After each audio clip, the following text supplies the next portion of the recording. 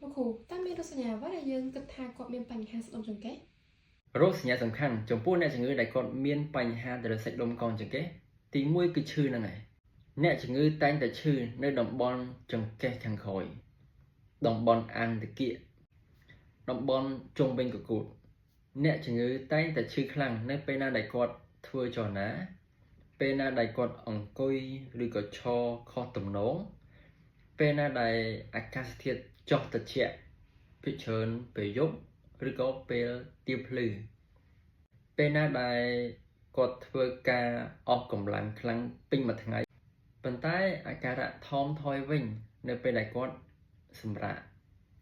រីឯលក្ខណៈឈឺចង្កេះរបស់គាត់ឈឺលក្ខណៈក្តៅកាហាយខ្លាំង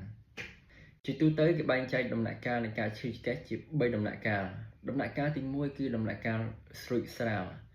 អញ្ចឹងគេរាប់ពីពេលដែលគាត់ឈឺចង្កេះដំបូងរហូតដល់4អាទិត្យមួយខែដំណាក់កាលទី2គឺដំណាក់កាលបន្ទាប់ពីស្រួចស្រាល